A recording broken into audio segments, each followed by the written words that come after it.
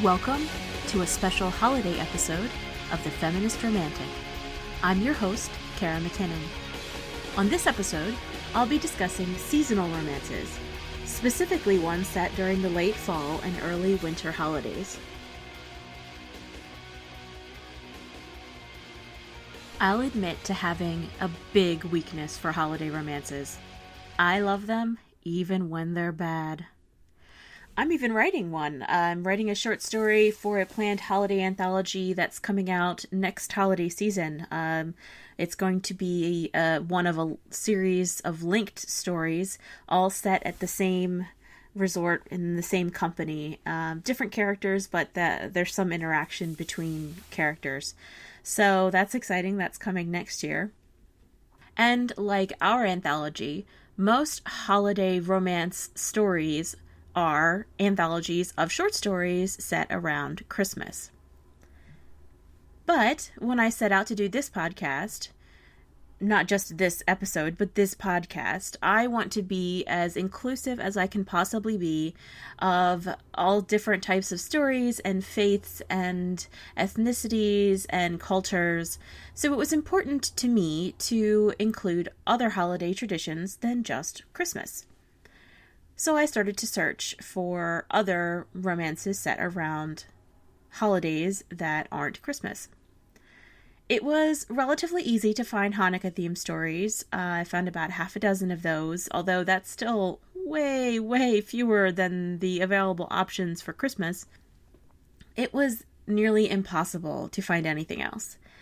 I found 2 stories set around Yule or the winter solstice, and I found 1 story that mentioned Kwanzaa. I didn't find a single Diwali-themed romance, not in English anyway. Sonali Dev has a great list of stories to read during Diwali, which is what came up most often in my search results, but none of those stories match the criteria I set for this particular episode of my podcast, which was that the story had to take place during the holiday, and preferably, the holiday should be a part of the plot, if possible. Now, this episode isn't going to go too deeply into analysis, which is something I usually try to do, but I found a lot of stuff to talk about, not so much in the other traditions, but a lot of stuff for Christmas. So, it's going to be more of a survey of available choices in holiday romance. And I've also tried to include some things I don't normally read, not just about different holidays, but different styles of romance. I don't normally read inspirational, but that's a big thing in Christmas stories. So I'll make a few comments about those as well. But for the most part, this podcast is just going to be a celebration of holiday love. One thing pretty much all of these stories have in common is a sense of joy and wonder. Whether the story calls it the magic of the season, or a Christmas miracle, or something else, these stories celebrate love in all of its forms: friendship, family, community, and, of course, romance. As is pointed out in Burning Bright, a special anthology that I found that actually includes stories from 3 different faiths, all of the holidays around this time of year have to do with light. And that's not a coincidence. In the Northern Hemisphere, where most of the holiday traditions that we celebrate now got started, the nights grow longer and longer until the winter solstice, and the world keeps getting darker and darker. But after the solstice, the light returns. Days get longer again. There's more sunlight. Pagan and Wiccan faiths celebrate this day directly. They celebrate what's called Yule, that takes place on the winter solstice, and they think about the darkness and the longest night and the return of the light. But all of the faiths around this time of year celebrate light. Sometimes it's literal, like Hanukkah has the miracle of the oil that burned for 8 days. Sometimes it's symbolic. In Christianity, Jesus is known as the light of the world. Diwali is already over, but it's also a festival that celebrates the triumph of light over darkness, and it's commemorated by filling the world with beautiful lights. Kwanzaa uses Cara candles to symbolize the 7 principles of Kawaida, and I'm sorry if I mispronounce these things. I couldn't actually find someone saying that I could listen to. Anyway, so whatever you celebrate, or even if you don't, it's still a beautiful thing to know that the seasons will continue to change, the days will get longer again, and darkness doesn't last forever. And this is what's at the heart of all of these stories. But let's start with the 8 crazy nights of Hanukkah. Most of what I found for Hanukkah was short stories, several different short story collections, and a novella or 2. On the sweet side, there is Lighting the Flames, a Hanukkah story by Sarah Wendell, which was a very, very cute story about a couple who have known each other since they were kids, who went to camp together, and then eventually became counselors, and then they sort of grew apart for a little while and are now rediscovering each other back at camp. But instead of it being the summertime, it's the wintertime, and they're there over Hanukkah. So that was a very, very sweet story. Another one that I found was called Lights, Latka, and Love, a holiday romance novella by Peggy Bird. And that one it brings together people of different faiths who come together during the holiday season through the interesting medium of retail. And as anyone who has ever worked retail during the holidays knows, it's a nightmare out there. People are crazy. And it gets a little scary sometimes. And it's very easy to get out of touch with the things that you love about the holidays when everything seems commercialized and it's all about buy, sell, money, and not about family and togetherness and the reason that we give the gifts and not the money that we spend. And so this story was about not just bringing together people from different faith traditions, but also rediscovering the joy and wonder in the holidays. It was also very interesting because the male romantic lead is Jewish, but had a Christmas celebrating grandmother, and he is trying to bring the joy of Christmas into the life of the jaded retail store manager female romantic lead. So it was a very interesting kind of like process to go through where he celebrates Hanukkah, but he's trying to, get her to fall in love with Christmas again. So there was a great sense of inclusion, of that all these traditions and holidays are important and that it's okay to celebrate what you celebrate and love what you love. So it was a very, very good story in all of those respects. There was also a short story collection called Burning Bright for Hanukkah Love Stories by Megan Hart, KK Hendon, Stacey Agdern, and Jennifer Grayson. This is the second Burning Bright anthology that I'm going to mention. I already mentioned one, but this is different. This one is only Hanukkah themed, and all the stories are around Hanukkah. My favorite one in this anthology is one that was actually set in Israel. I was very intrigued by the things that she talked about actually, in Israel, and some cultural stuff that I didn't know about, and how these characters had spent a year there going to school, and the main female character is going back, and then she meets a guy and falls in love. So that was my favorite of the stories in that collection, but they were all very good. I've liked all the stories in that collection. And then the last one I'll mention for Hanukkah is called One for Each Night by Judith Arnold. And it is the last story in the other Burning Bright anthology. This anthology is the one that mixes together stories from 3 different faith traditions. The 3 stories are set in the same small town in Vermont. The first story is Christmas, the second story is Yule, and the third story is Hanukkah. The Hanukkah story is very cute and has to do with, well, all of the stories have to do with light. There is a candle shop that's very magical and interesting. And in the Hanukkah story, the proprietress of the candle shop takes the form of the female main character's deceased grandmother. Not exactly, like she doesn't appear as a ghost or anything, but reminds the character of her deceased grandmother and gives her a candle, a single candle, mind, that magically becomes enough candles for all of the nights of Hanukkah. So there's a miracle of lights that happens. It's very cute, and I enjoyed it. Although I enjoyed one of the other stories more, and I'll get to that in a minute. But from all of these stories about Hanukkah, I learned so much that I didn't know. My son actually had a project on Hanukkah for school this year, and since I just read all of these great pieces, I was able to help him without having to look anything up. It was great.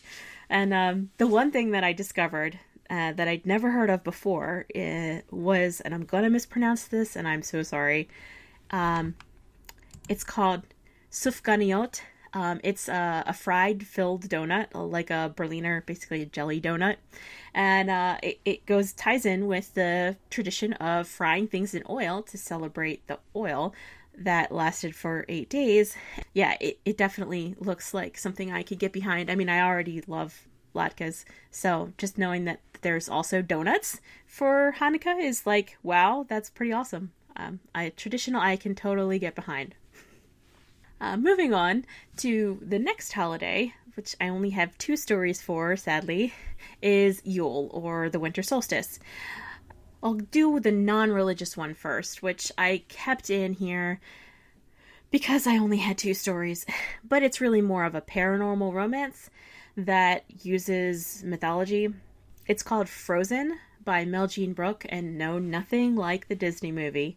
It's definitely a paranormal romance. The main male character is a descendant of a frost giant, and it's a lot of Norse mythology based, but definitely also centered around the solstice, which is why I kept it in here on the podcast, because the solstice plays a very big role in the story, as does the mythology and the folklore and Norse traditions just in general. So it counts, even though it's not quite faith-based, but there's definitely a sense of family and tradition and community in the story. So, kept it in here. It was also very good. It was very well written, and I enjoyed it a lot. Definitely more on the erotic end of the heat spectrum. Whereas the other story, which is from the Burning Bright anthology called Return of the Light by Maggie Shane, is a little bit more on the sweet side.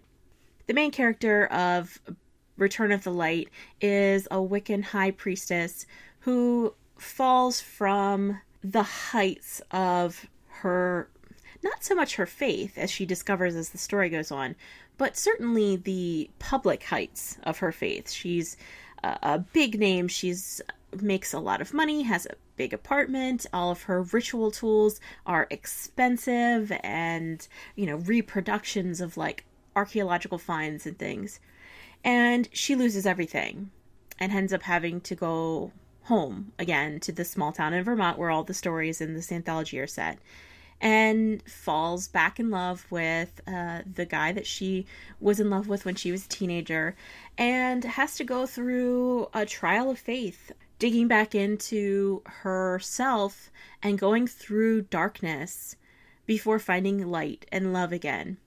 And this story was the one out of everything that I have read, either in the past or specifically for this episode of the podcast, that spoke to me the most. My faith is a little bit weird, I guess. I don't ascribe to any one particular thing. The closest I can call myself is pagan, but there's a lot of kind of Hinduism mixed in there with the Wicca and nature and other things. So that's the closest that I can get to in describing my own faith.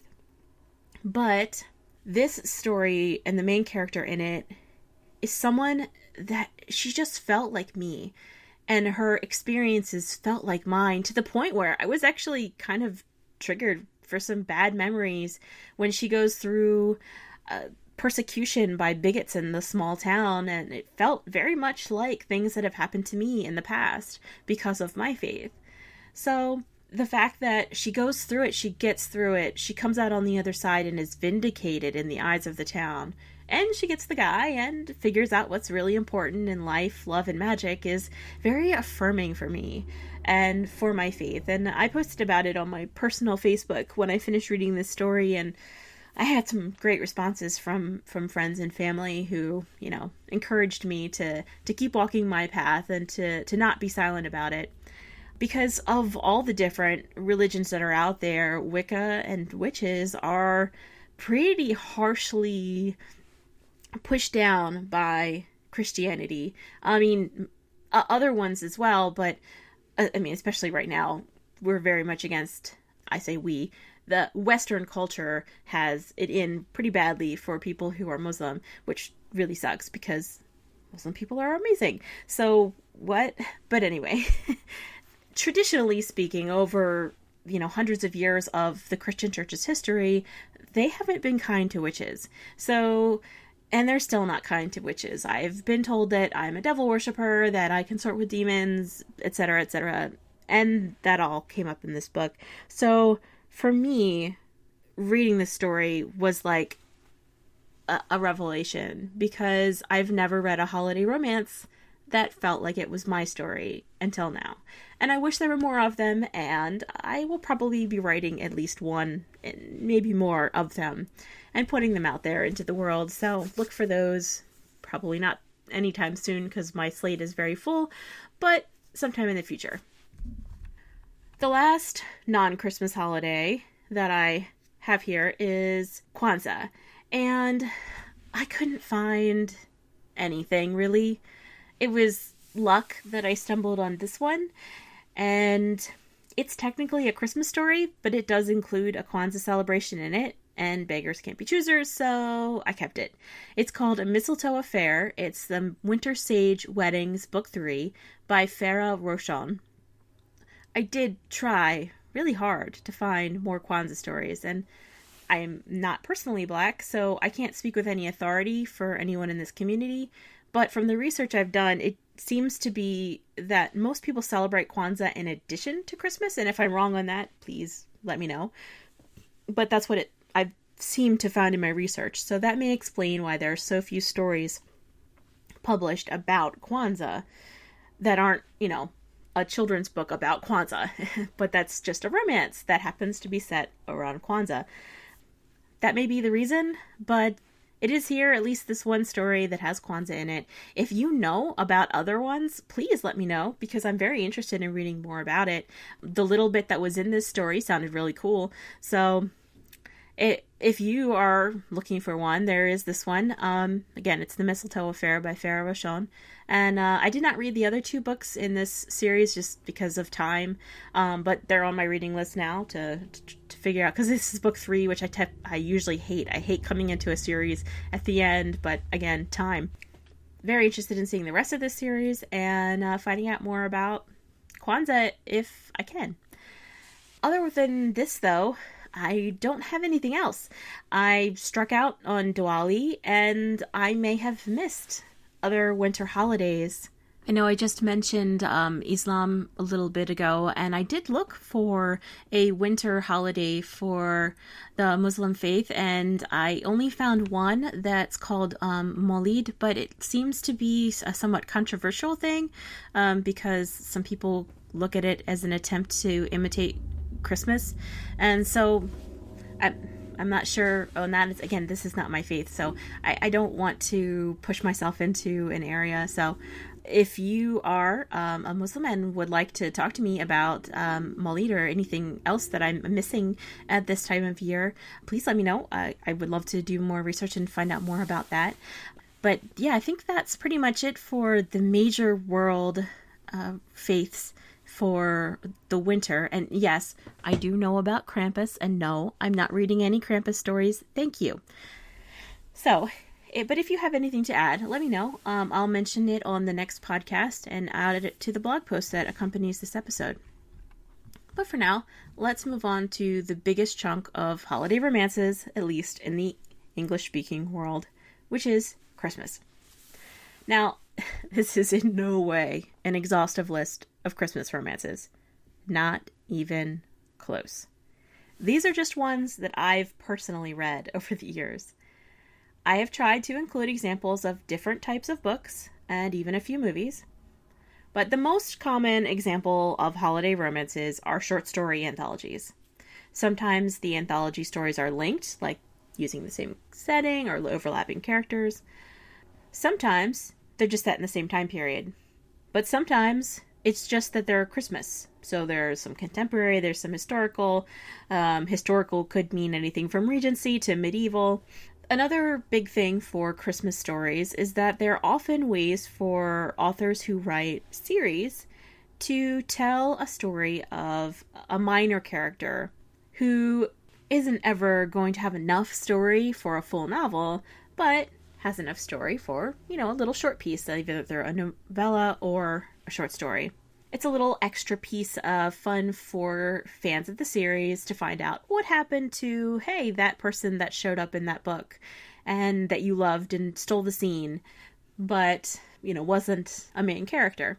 It's a great little way for authors to expand their world of their series. I also, as I mentioned already, try to include a range of heat levels, from Christian inspirational with no sex and barely any touching or kissing to full-out erotic romance. There should be something for everyone who enjoys Christmas stories in this list. But first, let's talk about movies. There are so many Christmas movies.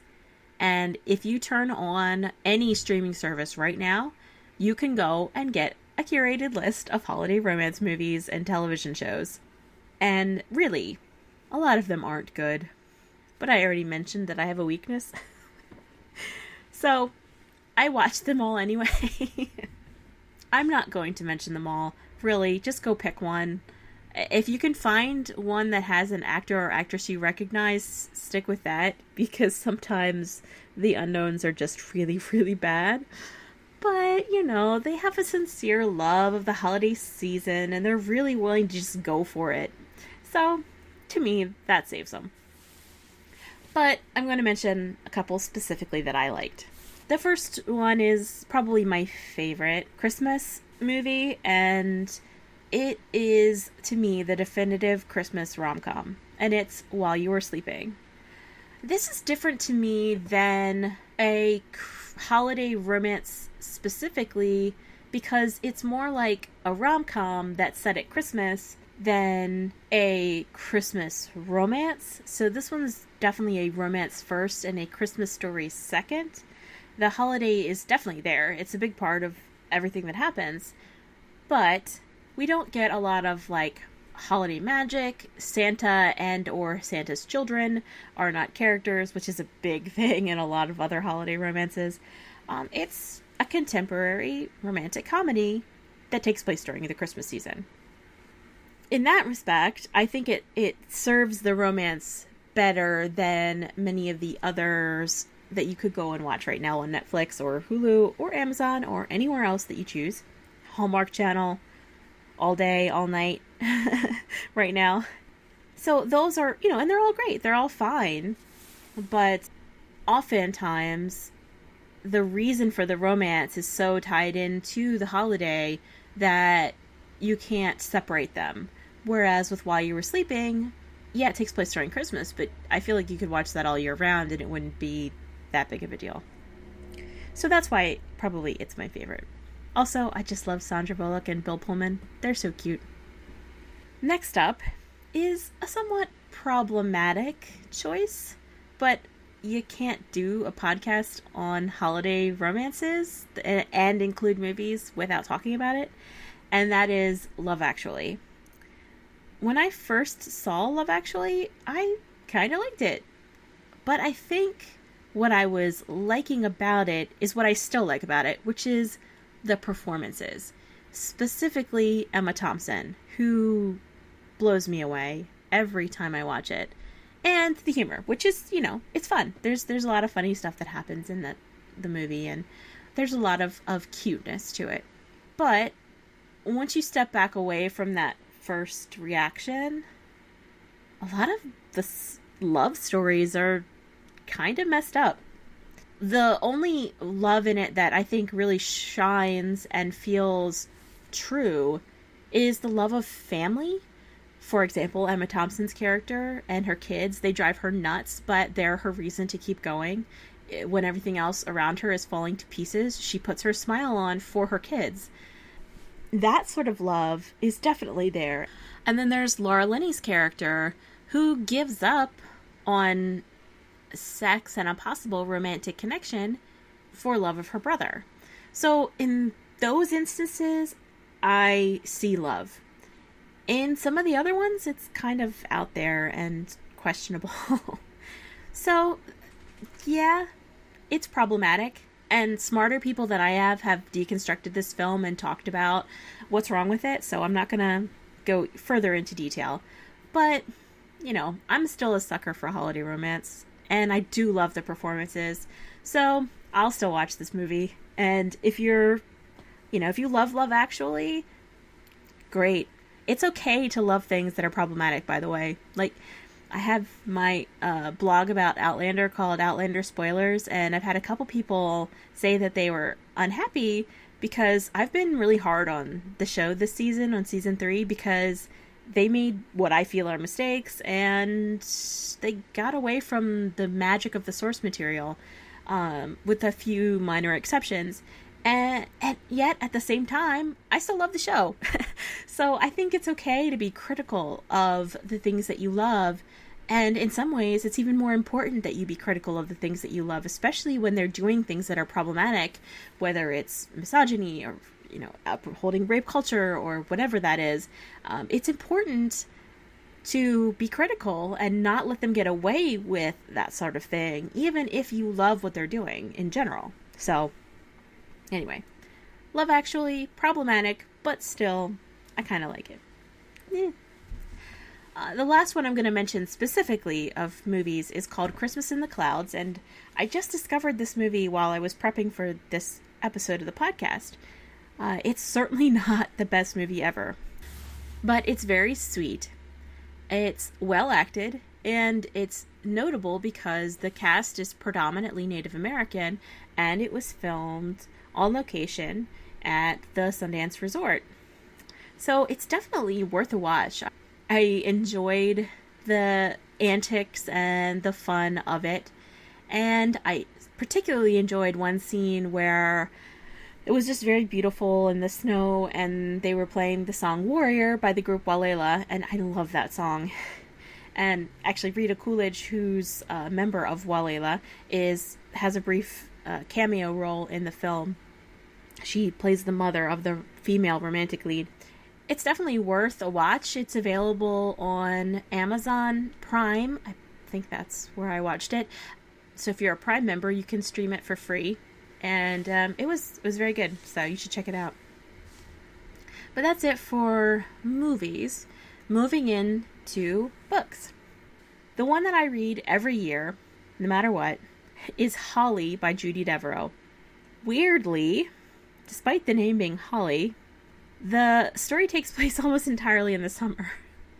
But it does end at Christmas. And the main character's name is Holly. Her name is actually Hollander, but they call her Holly.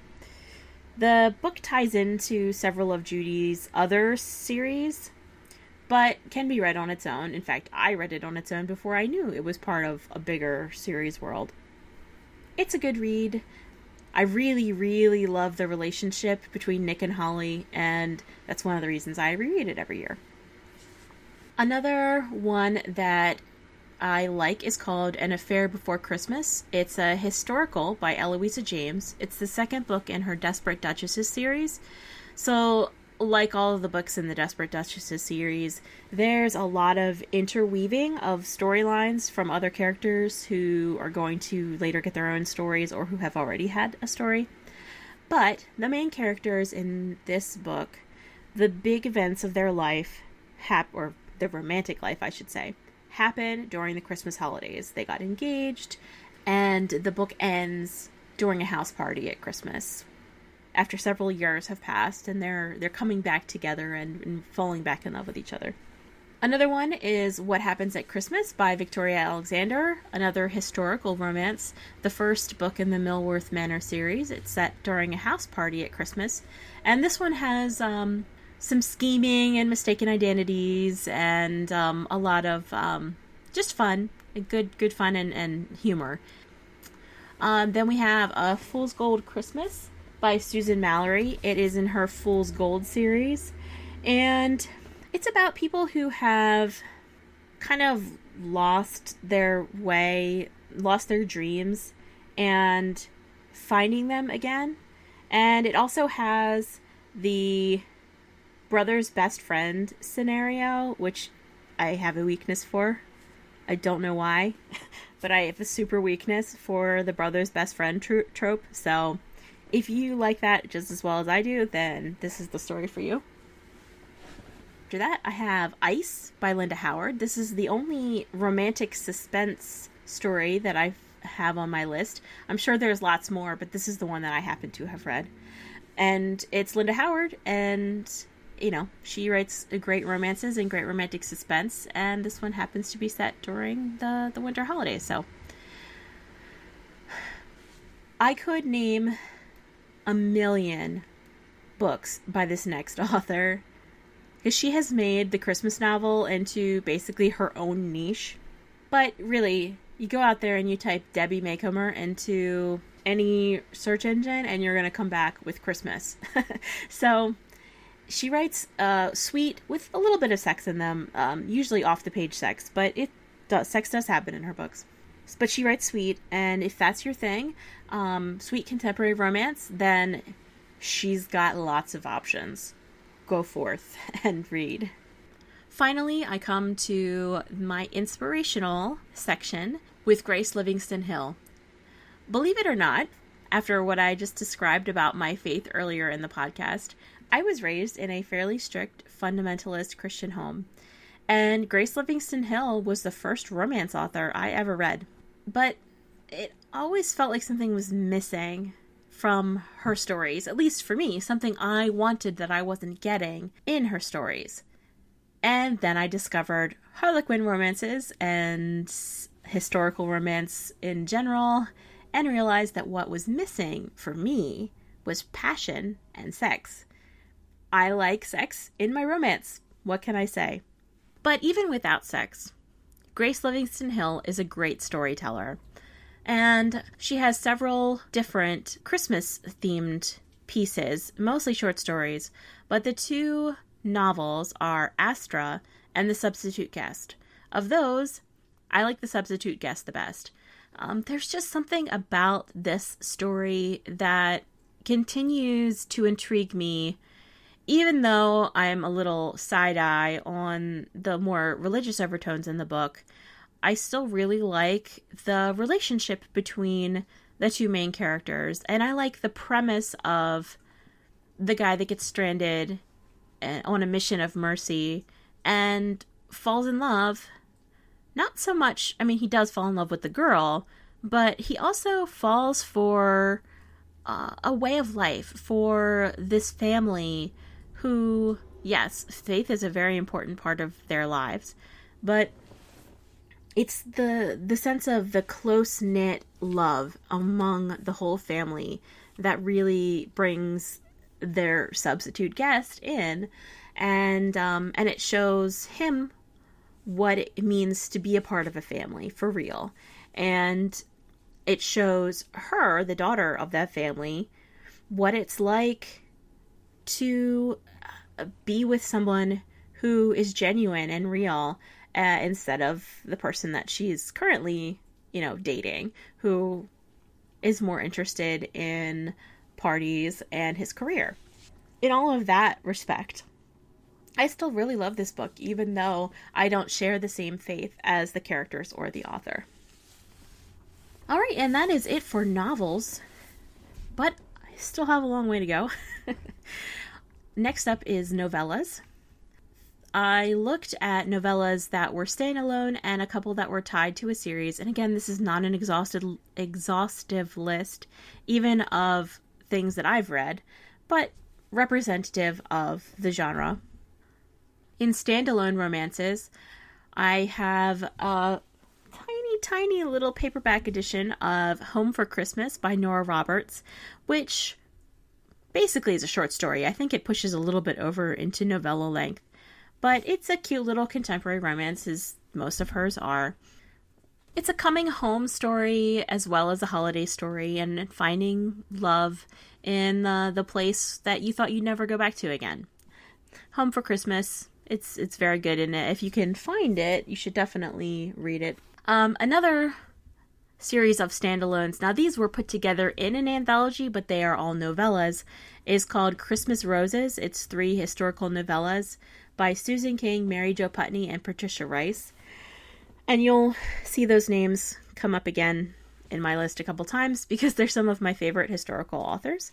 The anthology is all historical, but the stories themselves are not linked in any way. There's a medieval Scottish story and a Regency story, etc. I love all these authors. They do great work. Definitely worth your time if you like historical. All right, and then moving into short story collections, I'll begin with contemporary. I only have 2 of those because I do tend to lean a little more historical in my reading habits, but there are many other contemporary short story collections. One thing I will note that about the contemporaries is that of the ones I have seen, they do tend to skew a little bit more spicy. But there are some sweet ones out there, including the first one I'm going to mention, which is called A Winter Wonderland. And when I say the name of the first author, you'll know why that skews a little more sweet, which is that it's fronted by Fern Michaels. It also includes stories by Holly Chamberlain, Leslie Meyer, and Christina McMorris. And this is just a good Christmas anthology with some great romances and just wonderful holiday spirit and magic. The next one is a spicy version of the Christmas story, which is Christmas Cards from the Edge. And the stories there are by Jennifer Ashley, Lisa Cash, and Naomi Neal. And they are definitely on the more erotic end of the spectrum, and they're a lot of fun too. They are nice and hot, but also with a good amount of emotion and passion and romance. Some historicals that I like: A Christmas to Remember by Lisa Kleypas, Lorraine Heath, Megan Frampton, and Vivian Lorett. One thing to note about this one is that all of the stories in this have been previously published elsewhere. So if you are a fan of Christmas romances, you may have already read them. You may already own them in other places. Take a look at the stories in this before you buy it. But if you haven't already read them, it's a great little collection. I particularly like the Lisa Kleypas story.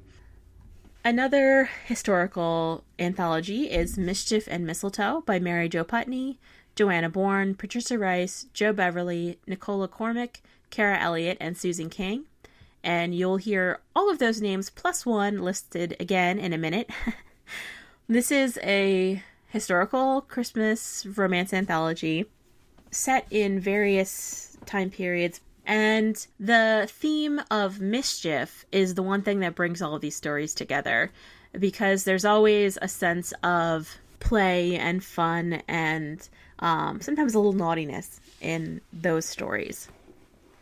Then I have another anthology here, which is a mixed contemporary and historical anthology, and apparently these authors have continued to do that in others, but this is the only one I've read. It's called A Holiday of Love.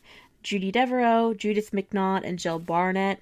There's one in medieval Scotland, and then one in Regency London, and one in modern day Colorado. And that's the Judy Devereux story. And I'm actually a really big fan of the Judy Devereux story from this anthology. It's called A Change of Heart, and it's very sweet. It's also apparently connected to the family from Holly, the one I mentioned already of hers.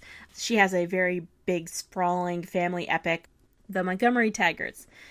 She has a lot of books in that series, and these are the two holiday theme ones. Next up, I have what I'm calling linked short story anthologies. Whether it's linked because it's all the same author, or linked because it's the same setting, or the same family. Whatever the link is, there's some kind of link. That's more than just, oh, they're all Christmas stories, or more than just, they're all historical, or whatever. The first one is a lot of the same authors that were in Mischief and Mistletoe, including Mary Jo Putney, Patricia Rice, etc., but with the addition of Anne Gracie, who was not in Mischief and Mistletoe. And this is The Last Chance Christmas Ball. And what I liked about this book was that it's all set at the same party. So, not every story, but most of the stories have somewhat overlapping characters, or there will be a scene that happens in one book or one story and then it gets referenced in a later story, which I love. I love it when things get woven together like that. And it's very well done on all of the authors' respects. It's sometimes when you read these anthologies, there's like one author that doesn't pull their weight. Not so much, because you think they were putting it in or anything. They just, maybe aren't as strong or as seasoned of a writer as the others. But this one I thought was very well done across the board, and I liked all the stories. They all definitely pulled together to tell a bigger narrative, which I appreciate. One that just came out this year is called Christmas in Duke Street by Grace Burrows, Shanna Galen, Carolyn Jewell, and Miranda Neville. And it is linked by a bookshop in Duke Street called On the Shelf. That's not the official name of this bookstore, but it's the nomiker that the denizens of the street have given it because it tends to have blue stockings as its patrons. So, little tongue-in-cheek play on words there for On the Shelf. But it's a good series of stories. I enjoyed all of them, pretty much the same. A great little London Regency anthology. Next one on my list is a contemporary, so jumping out of London and into Montana in contemporary times, we have Holiday Heat, The Men of Starlight Bend, stories by Jennifer Ashley, Jennifer Probst, Erin Quinn, Callista Fox, and Mary Leo.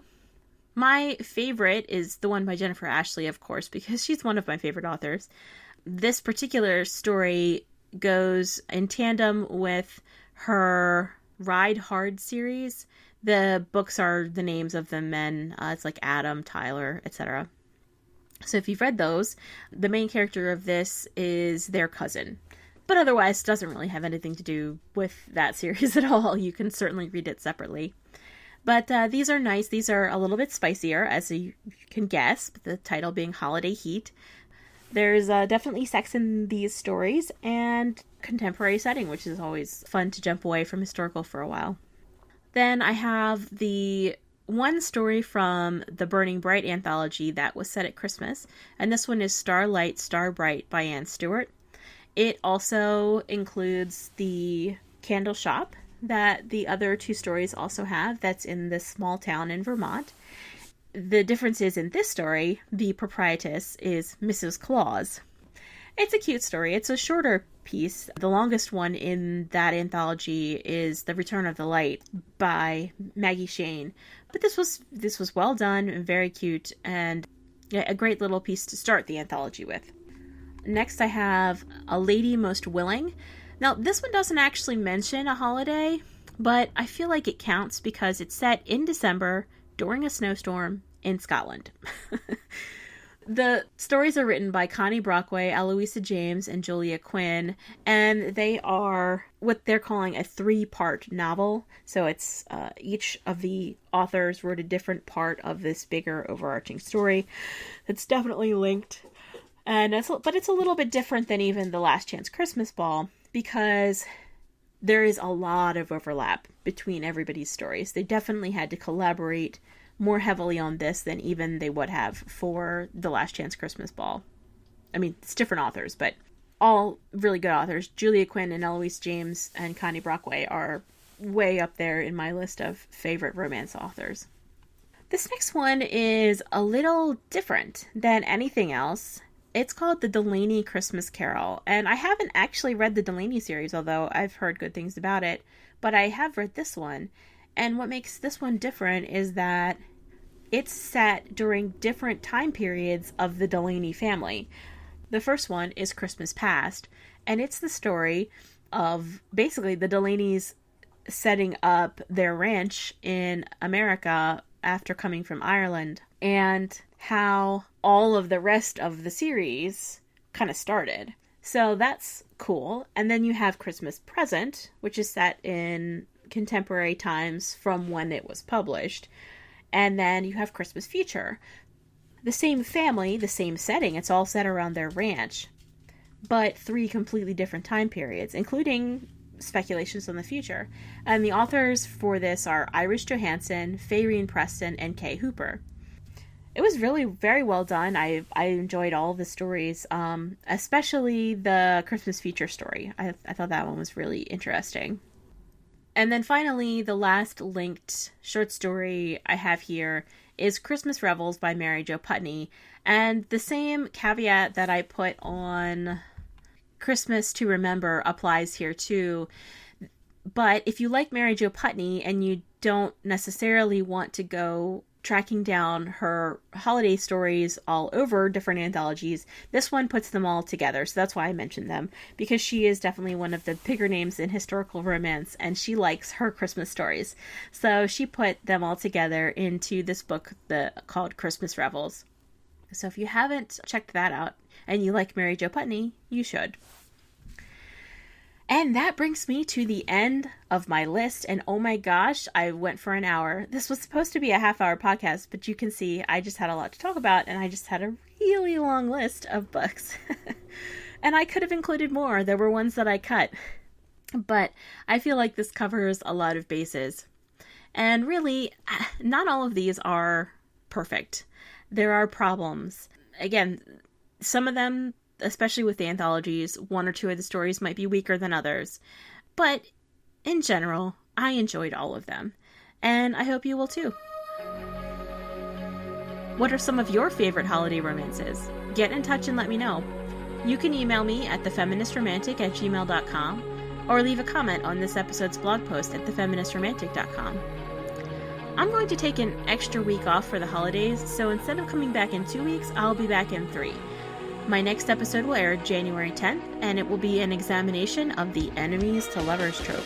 This is a particularly difficult trope to write, because if you set your enemies up too well, it's really hard to make them turn around and fall in love. If you have any favorite, or worst, examples of this trope, let me know, and I'll include them on the podcast. For now, happiest of holidays to all of you. I wish you all the best as we celebrate the return of the light and a brand new year. I'm Cara McKinnon, and thanks for listening.